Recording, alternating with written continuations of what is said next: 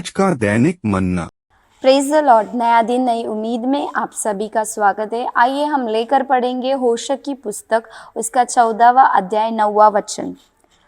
जो बुद्धिमान हो वही इन बातों को समझ सकेगा, जो प्रवीण हो वही इन्हें बूझ सकेगा, क्योंकि यहोवा के मार्ग सीधे हैं और धर्मी उनमें चलते रहेंगे, परंतु अपराधी उनमें ठोकर खाकर गिरेंगे।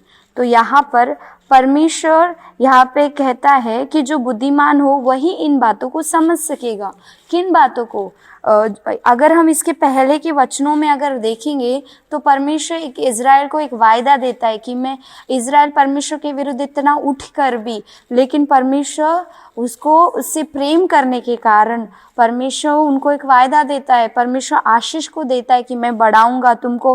परमेश्वर ने वो आशीष को ऊपर की वचनों में लिखा है। तो वैसे ही परमेश्वर ने भी आपको कई आशीषों को दिया होगा, कई वायदाओं को दिया होगा, लेकिन आपका परिस्थिति वैसा नहीं होगा। अगर अभी का परिस्थिति देखेंगे और जो वायदा परमेश्वर ने दिया है आपको, वो आपको ज़मीन आसमान का अंतर लगेगा। आपके जीवन में सूखापन है, लेकिन परमेश्वर ने आपके जीवन में हरियाली का वचन दिया है। तो इसमें परमेश्वर का वचन क्या बोलता है कि जो बुद्धिमान है वही इन बातों को समझ सकेगा। मतलब जो वायदा परमेश्वर ने आपको दिया है वो केवल बुद्धिमान व्यक्ति जो समझदार है वो ही इस बातों को बूझ सकेगा कि परमेश्वर, जो बुद्धिमान नहीं होगा वो जो वायदा परमेश्वर ने दिया है उसे भूल जाएगा। लेकिन जो बुद्धिमान होगा, जो वायदा को परमेश्वर ने दिया है उस वायदा को स्मरण कर कर उसके लिए प्रार्थना करेगा। हाँ, आपका परिस्थिति सूखा हुआ होगा, हाँ आपके जीवन में सुख समाधान नहीं होगा, खालीपन होगा, लेकिन परमेश्वर ने आपको वायदा दिया है कि मैं तुझे आशीष करूंगा।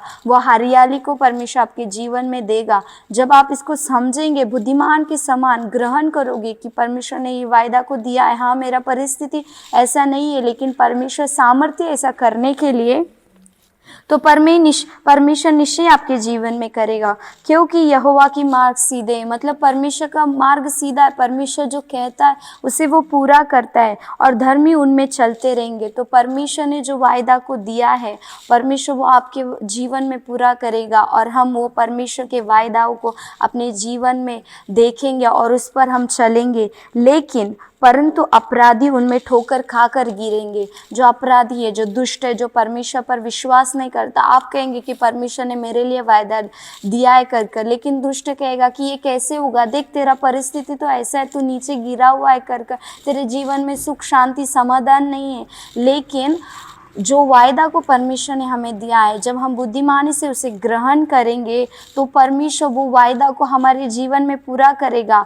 लेकिन वो दुष्ट ठोकर खाकर गिर जाएगा, क्योंकि वो जो वायदा परमेश्वर ने आपको दिया है उसने उसको तुच्छ जाना है कि ये कैसे होगा कर। अनेक लोग आपके जीवन में कहेंगे कि ये परिस्थिति कैसे होगा, ये दुख भरा परिस्थिति कैसे बदलेगा। लेकिन आपने जो बुद्धिमानी से परमेश्वर के ऊपर प्रवीणता से जो विश्वास किया है, परमेश्वर आपके जीवन में उसे पूरा करेगा और आप उस पर चलोगे, वो आशीष को आप प्राप्त करोगे।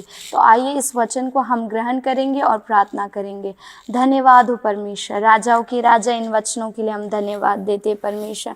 जो वायदा परमेश्वर आपने हमें दिया है वो वायदा पूरा करने के लिए आप सामर्थ्य परमेश्वर, और जो बुद्धिमान होगा वही वो वायदा को समझ सकेगा परमेश्वर, और जो वो वायदा को समझेगा प्रभु उसके जीवन में आप पूरा करोगे। लेकिन दुष्ट परमेश्वर ठोकर खाकर गिर जाएगा। हालेलुया परमेश्वर, ये वचन के अनुसार अपने लोगों के जीवन में आप कार्य कीजिए राजा, और आप सामर्थ्य ऐसे करने के लिए पिता हम आपको धन्यवाद करते हैं। सारा आदर सारी महिमा आपको देते हैं। उद्धारक यीशु के नाम से प्रार्थना सुन मैं स्वर्गीय पिता, आमीन।